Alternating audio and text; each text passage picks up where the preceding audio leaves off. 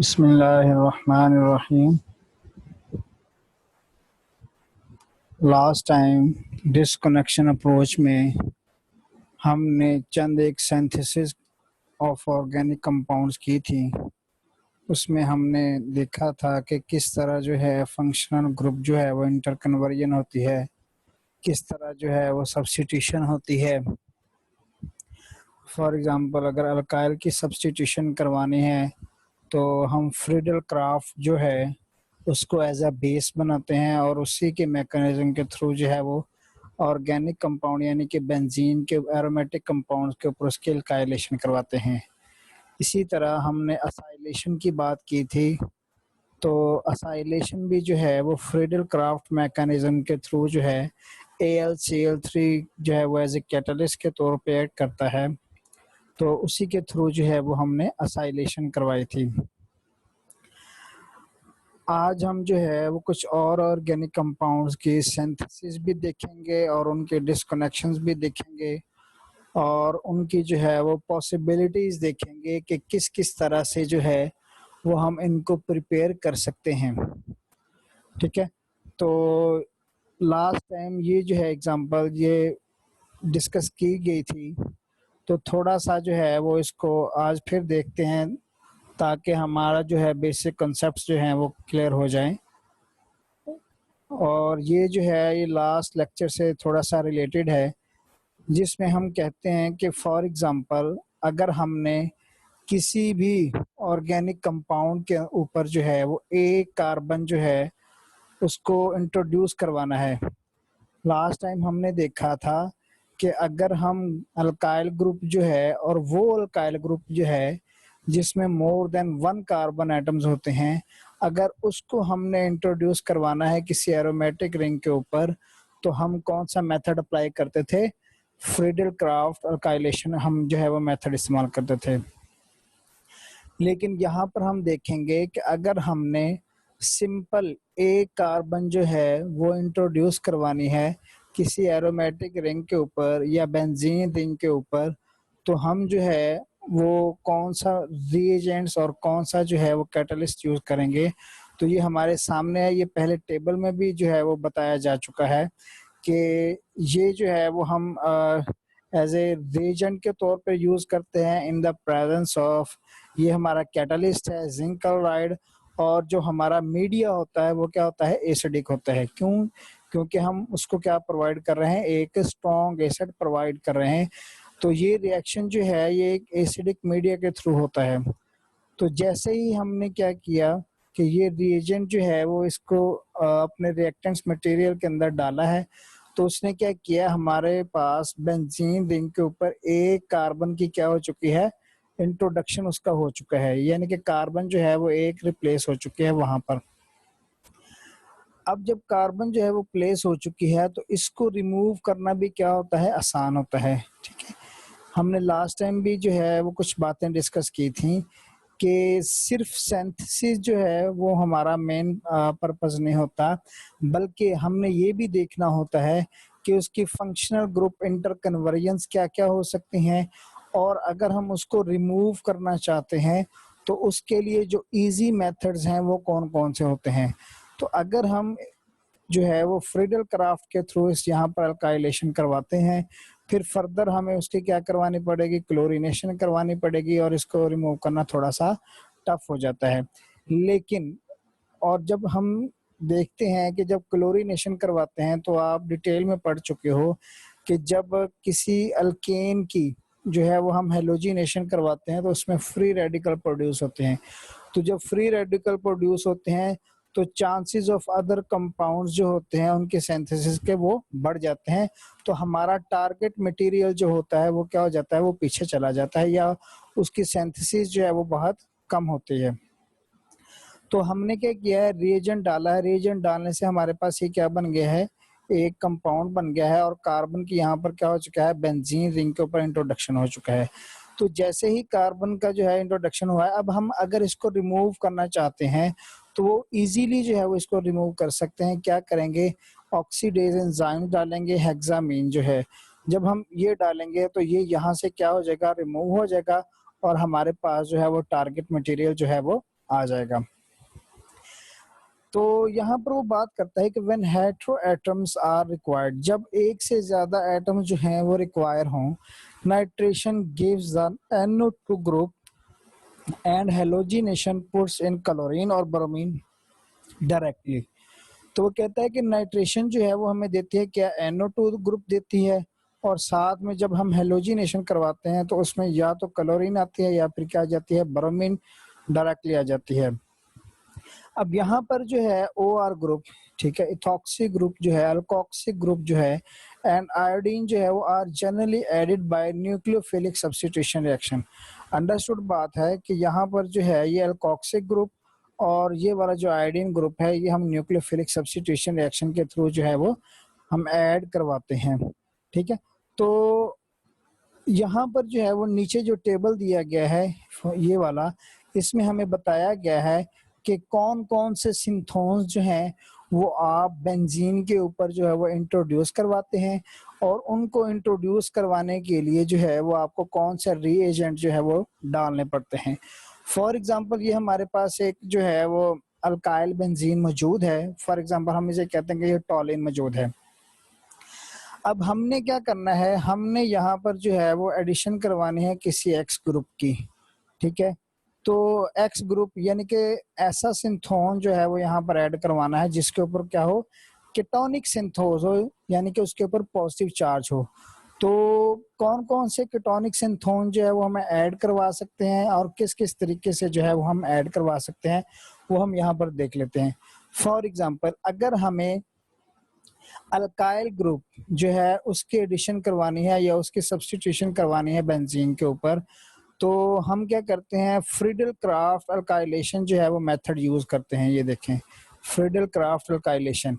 लेकिन यहाँ पर एक बात ये याद रखने वाली है कि ये अल्काइल ग्रुप जो है, ठीक है, ये हमें मोर देन 1 कार्बन एटम्स के लिए है, ठीक है, तो प्रोवाइड किया गया। लेकिन जब हम सिंगल एक कार्बन की इंट्रोडक्शन चाहते हैं बेंजीन के ऊपर, तो हम कौन सा रिएजेंट यूज करते हैं, ये वाला CH2O जिंक क्लोराइड की मौजूदगी में, और जो हमारा मीडिया होता है वो क्या होता है, एसिडिक होता है।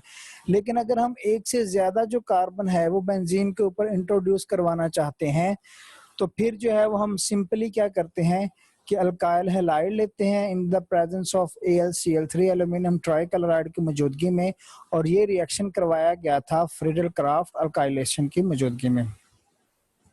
दूसरा मेथड जो है वो हम ये भी यूज कर सकते हैं कि हम अल्कोहल लेते हैं, अल्कोहल जो है वो एसिडिक मीडियम में डालते हैं, तो यहाँ से वाटर जो है वो निकल जाता है और अल्काइलेशन जो है वो बेंजीन के ऊपर इंट्रोड्यूस हो जाती है।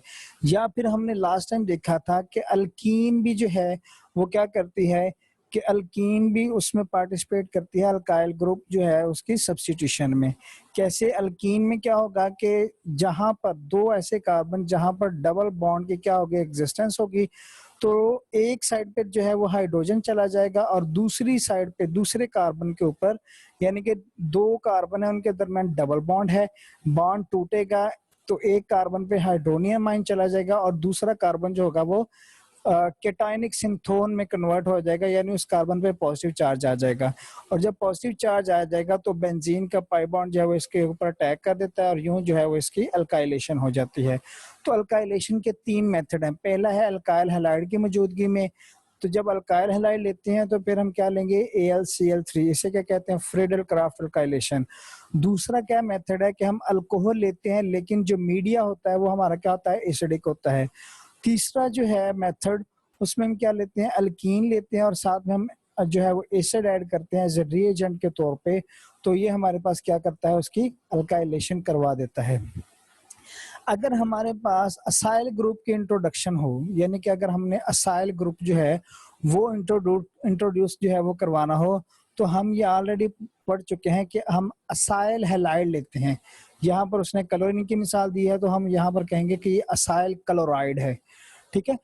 तो जब असाइल क्लोराइड लेते हैं in the presence of AlCl3, वही फ्रीडल क्राफ्ट वाला जो आप कई बार जो है वो अल्काइलेशन और असाइलेशन जो है वो पढ़ चुके हैं, ठीक है। तो जब हम AlCl3 जो है वो एज ए कैटलिस्ट के तौर पे डालते हैं तो असाइलेशन में क्या होता है, ये AlCl3 क्लोरीन को एक्सेप्ट कर लेता है, कार्बन पे कौन सा चार्ज आ जाता है, पॉजिटिव चार्ज, और ये कन्वर्ट हो जाता है किसके अंदर, केटोनिक सिंथोन के अंदर। जब केटोनिक सिंथोन बन जाता है तो पाई बॉन्ड जो है उसके ऊपर अटैक कर देता है और इस तरह से उसकी क्या हो जाती है, असाइलेशन हो जाती है। अगर आप नाइट्रेशन करवाना चाहते हो तो नाइट्रेशन जो है, नाइट्रेशन और सल्फोनेशन दोनों जो है ये इन the presence of sulphuric acid जो है वो क्या करते हैं, ऐड करते हैं। तो जब हम नाइट्रेशन करवाते हैं तो सल्फ्यूरिक एसिड जो है वो एज ए कैटलिस्ट के तौर पे आता है, ठीक है। जब यहाँ पर कैटलिस्ट के तौर पे आता है तो आप सल्फोनेशन में या नाइट्रेशन में डिटेल में पढ़ चुके हैं, ये कन्वर्ट हो जाएगा NO2 में, एक ऑक्सीजन और एक हाइड्रोजन जो है वो यहाँ से हाइड्रोजन जो है सल्फ्यूरिक एसिड हाइड्रोजन देगा, वो वाटर बना देगा, एक वाटर मॉलिक्यूल बनेगा, यहाँ से NO2 बनेगा और साथ में HSO4-1 बनेगा एज ए बेस के तौर पे। तो NO2 जो है नाइट्रोजन पे पॉजिटिव चार्ज आ जाता है तो ये कन्वर्ट हो जाता है किसके अंदर, केटोनिक सिंथोन के अंदर, और जो है वो हम इस तरह से उसकी इंट्रोडक्शन करवा देते हैं और बेंजीन की क्या हो जाती है, इस तरह से नाइट्रेशन हो जाती है। इसी तरह जब हम बात करते हैं क्लोरीन की, तो क्लोरीन भी जो है वो कई तरीके से जो है वो हम इंट्रोड्यूस करवा सकते हैं। यानी कि अगर हम बेंजीन की हेलोजिनेशन चाहते हैं, क्लोरीन है, ब्रोमीन है या आयोडीन है, ठीक है, तो हम उसकी कई तरीके से करवा सकते हैं। एक तो ये है कि आप क्लोरीन का मॉलिक्यूल लो और साथ में FeCl3 जो है वो एज ए कैटलिस्ट के तौर पर डाल दो। यहाँ पर जो FeCl3 कैटलिस्ट है ना, यहाँ पर आप AlCl3 भी ले सकते हो, ठीक है। तो होगा क्या कि AlCl3 या FeCl3 जो है वो यहाँ से एक क्लोरीन को एक्सेप्ट कर लेगा, तो क्लोरीन जो है वो कन्वर्ट हो जाएगा किसके अंदर, पॉजिटिव यानी कि केटायनिक सिंथोन के अंदर, और हम क्या करते हैं उसकी इंट्रोडक्शन करवा देते हैं और बेंजीन रिंग, और इसे हम क्या कहते हैं, क्लोरीनेशन। अगर हमारे पास ब्रोमीन मौजूद है तो ब्रोमीन जो है वो एज ए मेटल में डाल सकते हैं। अब यहाँ पर 3 मेथड हैं। अगर हम सिंपल मेटल डालें तब भी हेलोजिनेशन हो जाएगी, अगर हम यहाँ पर FeCl3 डालते हैं तब भी उसकी जो है वो हेलोजिनेशन हो जाएगी, या फिर Br3 डालेंगे तो ब्रोमिनेशन हो जाएगी, ठीक है। या फिर हम अगर यहाँ पर AlBr3 डालते हैं तब भी जो है वो इसके क्या होती है, ब्रोमिनेशन हो जाती है। तो 3 मेथड हैं जी हेलोजिनेशन करवाने के, एक है सिंपल मेटल ले लें, या फिर जो है वो FeCl3 ले लें, या फिर जो है ये वाला AlCl3 ले लें। तीनों केस में होता क्या है कि यहाँ से एक एटम जो है वो अपना बॉन्ड लेकर इस मेटल के साथ आकर क्या हो जाता है, अटैच हो जाता है। जब मेटल के साथ जो है वो अटैच होता है तो बाकी जो बच जाता है उसके ऊपर कौन सा चार्ज आ जाता है, पॉजिटिव चार्ज। यहाँ पर ये बात याद रखिए कि जो एटम यहाँ से डीटैच होगा, यानी कि क्लोरीन का मॉलिक्यूल है ना, तो एक मॉलिक्यूल यहाँ से डीटैच होगा, तो डीटैच होने वाला जो एटम है वो अपने साथ पूरा बॉन्ड लेके किसके साथ शिफ्ट होगा, मेटल के साथ शिफ्ट होगा। इसी वजह से जब पूरा बॉन्ड, यानी कि हम कैसे कह सकते हैं कि ये हेट्रोलेटिक क्लीवेज हो रहा है, ठीक है, पूरे का पूरा बॉन्ड एक क्लोरीन पे जा रहा है, क्लोरीन जो है वो जाके मेटल के साथ अटैच हो जाती है, ठीक है, जिसकी वजह से जो बच जाने वाला क्लोरीन होता है या ब्रोमीन होता है उसके ऊपर पॉजिटिव चार्ज आ जाता है और वो कन्वर्ट हो जाते हैं किसके अंदर, केटोनिक सिंथोन के अंदर, ठीक है। और फिर जो है वो हम उसके कहते हैं कि इसकी क्लोरीनेशन हो गई है, या फिर उसी हिसाब से हम क्या कहते हैं, ब्रोमिनेशन हो गई है। अब यहाँ पर जो है वो सल्फोनेशन है, सल्फोनेशन यानी कि SO3H, ठीक है। तो सल्फोनेशन जो है उसके कई एक मेथड हैं, आप डायरेक्ट सल्फ्यूरिक एसिड डाल के भी कर सकते हैं, या आप फिर जो है वो सल्फर ट्राईऑक्साइड की मौजूदगी में भी जो है वो इन the presence of sulphuric acid जो है वो ये आप रिएक्शन परफॉर्म करवा सकते हैं। होगा क्या कि जब हम सल्फ्यूरिक एसिड जो है वो एज ए कैटलिस्ट के तौर पे डालते हैं तो हमारे पास आता है SO3, ठीक है, सल्फर पे पॉजिटिव चार्ज होता है। क्यों पॉजिटिव चार्ज आ जाता है, क्योंकि उसके साथ जो है वो सल्फर जो है वो इलेक्ट्रॉन डेफिशिएंट हो जाती है due to presence of 3 electronegative oxygen atom. Sulphur trioxide है ना, SO3, तो 3 ऑक्सीजन जो है इलेक्ट्रोनेगेटिव जो है वो अटैच हैं किसके साथ, सल्फर के साथ, तो इसी वजह से इसको वो क्या बना देते हैं, इलेक्ट्रॉन डेफिशिएंट बना देते हैं। जब ये इलेक्ट्रॉन डेफिशिएंट बन जाता है तो यानी कि ये केटोनिक सिंथोन में कन्वर्ट हो जाता है और हम क्या करते हैं, इसको बेंजीन के ऊपर इंट्रोड्यूस करवा देते हैं और इस प्रोसेस को नाम देते हैं सल्फोनेशन का। उसके बाद है क्लोरोसल्फोनेशन, यानी कि अगर हम चाहते हैं कि सल्फोनेशन भी हो और साथ में क्लोरीन भी हो तो हम क्या करते हैं, सल्फोनेशन यानी कि क्लोरोसल्फोनेशन जो है वो क्या करते हैं हम, ये है हमारे पास SO3H, यानी कि सल्फ्यूरिक एसिड का एक हाइड्रोजन जो है वो रिप्लेस कर देते हैं किसके साथ, क्लोरीन के साथ। जब एक हाइड्रोजन क्लोरीन के साथ रिप्लेस हो जाता है तो यहाँ से बेंजीन जो है वो सल्फर के ऊपर अटैक करती है, सल्फर जाकर उसके साथ अटैच हो जाता है और यहाँ से वाटर मॉलिक्यूल जो है वो निकल जाता है और हमारे पास क्या हो जाती है, क्लोरोसल्फोनेशन हो जाती है।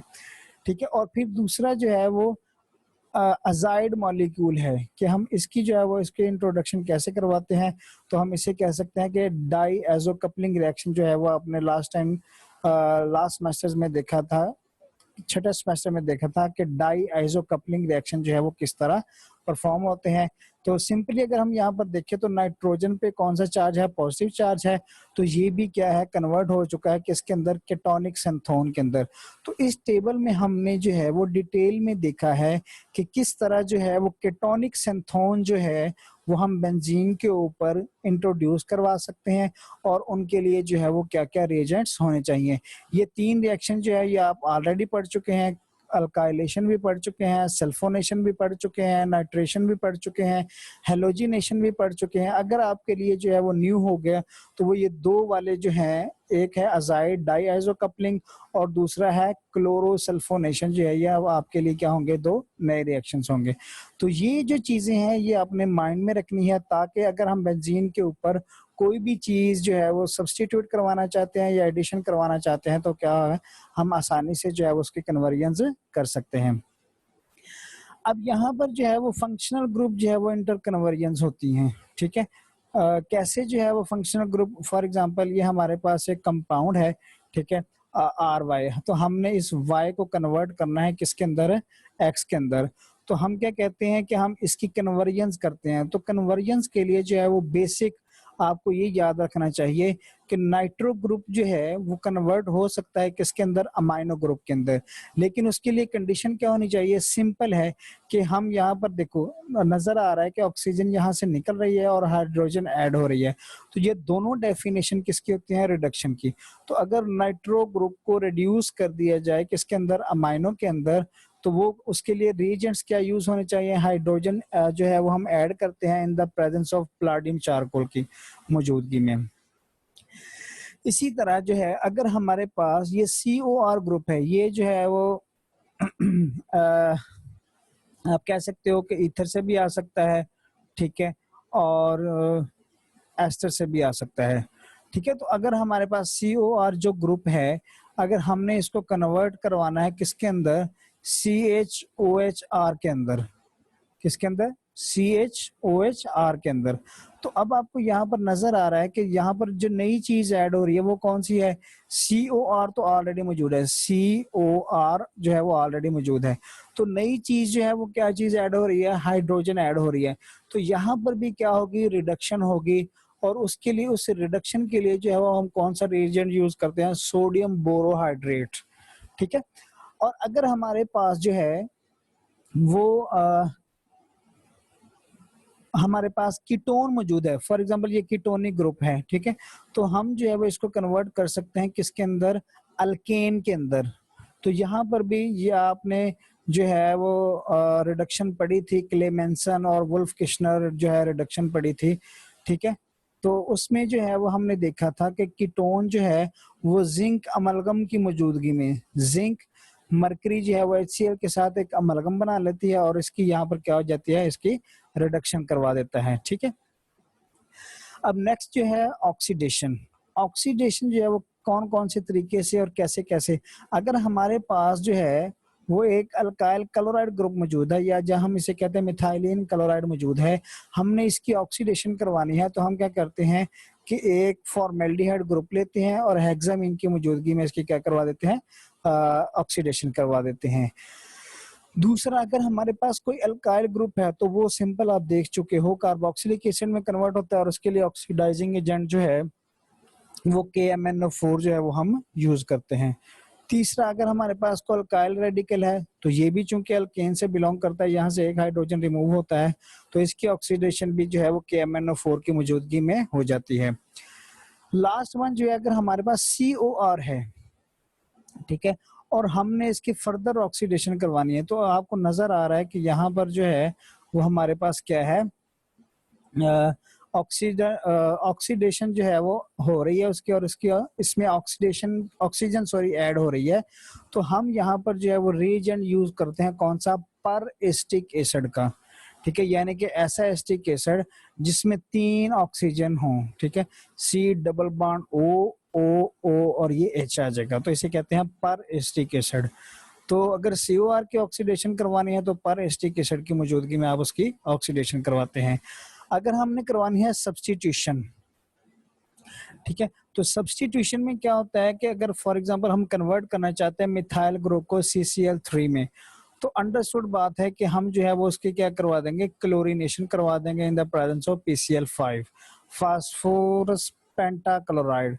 अगर हम हमारे पास जो है वो CCl3 है और हम उसे कन्वर्ट करना चाहते हैं किसके अंदर, फ्लोराइड्स के अंदर, यानी कि क्लोरीन को सब्स्टिट्यूट करवा दे किससे, फ्लोरीन से, तो हम क्या करते हैं, एंटीमनी पेंटाफ्लोराइड जो है वो यूज करते हैं। ये देखें SB पेंटाफ्लोराइड, antimony पेंटाफ्लोराइड।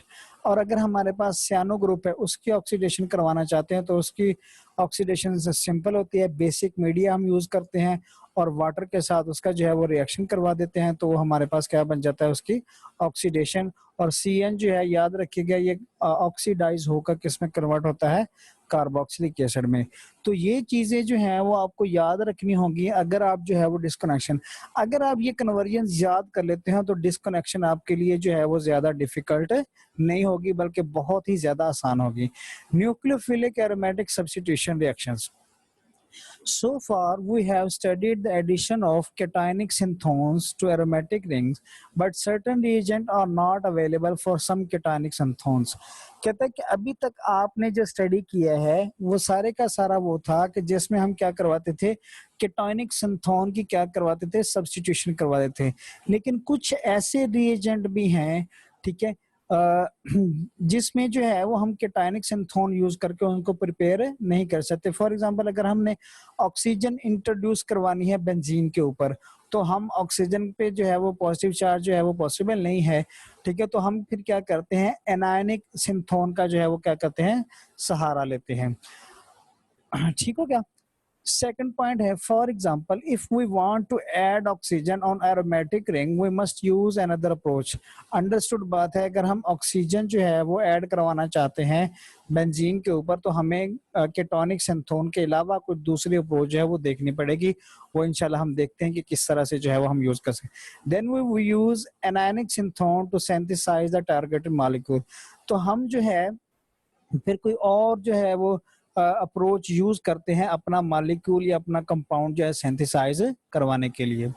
This is known as nucleophilic aromatic substitution reaction and it work at best when azide यानी कि diazonium salt also present as a living group. अब यहाँ पर जो है वो कहता है कि अगर हमारे पास फॉर एग्जांपल अगर हम ऑक्सीडेशन करवाना चाहते हैं, ऑक्सीजन को इंट्रोड्यूस करवाना चाहते हैं, तो हमें जो है वो डाइअज़ोनियम साल्ट जो वो पहले इंट्रोड्यूस करवाना पड़ेगा, ताकि जो है फॉर एग्जांपल अगर आप फिनोल बनाना चाहते हैं, OH ग्रुप के इंट्रोडक्शन चाहते हैं, तो बेंजीन के ऊपर जो है वो एक डाइअज़ोनियम साल्ट जो है वो ऑलरेडी मौजूद होना चाहिए, ताकि ऑक्सीजन जो है वो आके इस डाइअज़ोनियम साल्ट को क्या कर सके, रिप्लेस कर सके, और ये एक गुड लिविंग ग्रुप होता है, यानी कि आसानी से वहां से लीव कर जाता है। तो ये सबसे पहली एग्जांपल है जी कि ये हमारे पास टॉलिन मौजूद है या अल्काइल बेंजीन मौजूद है, हमने क्या करवाया, उसकी नाइट्रेशन करवाई है, ठीक है, सल्फ्यूरिक एसिड की मौजूदगी में ये NO2 ग्रुप जो है वो यहाँ पर इंट्रोड्यूस हो गया। फिर हमने क्या किया है, NO2 की रिडक्शन जो है वो हाइड्रोजन की मौजूदगी में, प्लाटियम चारकोल की मौजूदगी में होती है और वो कन्वर्ट हो जाता है किसके अंदर, अमाइनो ग्रुप के अंदर। अब अमाइनो ग्रुप जो है उसको हम रिप्लेस करवाते हैं किसके साथ, सोडियम नाइट्राइड के साथ। जब सोडियम नाइट्राइड का reaction in the presence of HCl करते हैं तो हमारे पास क्या बन जाता है, डाईअजोनियम साल्ट बन जाता है। तो अब ये जो है ये आसानी से यहाँ से क्या कर जाता है, लीव कर जाता है। जैसे ही हम वाटर डालते हैं तो ये देखिए ऑक्सीजन ग्रुप की हमने क्या करवानी थी, इंट्रोडक्शन करवानी थी। तो ऑक्सीजन ग्रुप जो है वो एज इट इज तो नहीं आता, केटानिक सिंथोन की फॉर्म में कभी भी नहीं आ सकता। तो हम क्या करते हैं, एनायनिक सिंथोन लेते हैं। और एनायनिक सिंथोन के लिए याद रखिएगा कि ऑलरेडी उस जगह पर कोई ऐसा ग्रुप मौजूद होना चाहिए जो वहां से आसानी से क्या कर सके, लीव कर सके।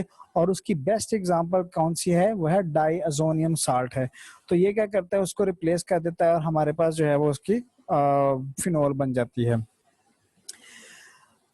The synthesis of phenol can be analyzed in this way. Synthesis of phenol जो है वो आप इस तरह से तैयार कर सकते हो। The OH group reverting to NO2 group. OH group को हम क्या कर सकते हैं, कन्वर्ट कर सकते हैं किसके अंदर, NO2 ग्रुप के अंदर। The bromine could be added in amine stage और phenol stage. ब्रोमीन जो है वो हम ऐड करते हैं, कर सकते हैं अमाइन स्टेज के ऊपर या फिनोलिक स्टेज, यानी कि जब अमाइन बन रहा होता है तब भी हम ब्रोमीन जो है वो ऐड कर सकते हैं। यहाँ पर देखें ये अमाइनो ग्रुप जो है वो बन रहा है तो यहाँ पर भी ऐड कर सकते हैं, या फिर स्टार्टिंग में भी जो है वो ब्रोमीन ऐड कर सकते हैं। लेकिन फेवरेबल जो है वो किस में है, जब हम अमाइन बना रहे होते हैं उस वक्त ब्रोमीन ऐड की जाए। But it is experimentally prove that addition of bromine at amine stage give better control. तो हमारा रिएक्शन जो है वो क्या होता है, ज्यादा कंट्रोल वे से चलता है। तो ये हमारे पास है जी एनालिसिस हम करने जा रहे हैं। हमने इससे जाना है, ये हमारा टारगेटेड मॉलिक्यूल है फिनोल, ठीक है। इससे हमने जाना है अपने स्टार्टिंग मटेरियल के ऊपर, ठीक है। तो सबसे पहले हम देखते हैं कि हमने ब्रोमीन जो है वो ऐड करवा दिया फॉर एग्जांपल, तो OH ग्रुप है। अब ये सब्स्टिट्यूट करवाएगा कौन, अमाइनो ग्रुप आकर। देखें यहाँ पर सब्स्टिट्यूशन हो रही है OH ग्रुप की बाय अमाइनो ग्रुप से। तो अजाइड फॉर्म में जो है वो यहाँ पर सब्स्टिट्यूशन हो जाएगी, ठीक है। ये अमाइनो ग्रुप आ जाएगा, यहाँ से OH ग्रुप जो है वो रिप्लेस हो जाएगा। जब OH ग्रुप रिप्लेस होगा, ठीक है, अमाइनो के साथ, अमाइनो की इंट्रोडक्शन यहाँ पर हो जाएगा तो यहाँ पर CBr बॉन्ड टूटेगा, यानी कि ब्रोमिनेशन जो हमने करवाई थी वो हम उसको क्या करेंगे, रिमूव करवा देंगे। तो जब ब्रोमिनेशन रिमूव कर जाएगी तो हमारे पास सिंपल क्या रह जाएगा, अमाइनो ग्रुप। इसको हमने नहीं छेड़ना क्योंकि ये हमारे स्टार्टिंग मटेरियल का हिस्सा था। तो जब अमाइनो ग्रुप रह गया तो हम इसको क्या कन्वर्ट कर सकते हैं, इसकी ऑक्सीडेशन करवा सकते हैं। तो फंक्शनल ग्रुप इंटर कन्वर्जन होगी, ये जो है वो नाइट्रो ग्रुप में चला जाएगा। ये देखिए आपके पास नाइट्रो ग्रुप बन गया, इसकी ऑक्सीडेशन की थी तो ये नाइट्रो ग्रुप में चला गया। तो अब ये हम इसकी डीनाइट्रेशन करवाते हैं और यहाँ से CN बॉन्ड जो है वो ब्रेक हो जाता है और हमारे पास टारगेट मटेरियल जो है वो आ जाता है। आई होप कि आपको समझ आया होगा। इंशाल्लाह नेक्स्ट लेक्चर में हम फर्दर एग्जांपल जो है वो डिस्कस करेंगे और हमारा जो पहला पोर्शन है synthesis of aromatic organic compound या एरोमेटिक कंपाउंड जो है वो इंशाल्लाह कंप्लीट हो जाएगा।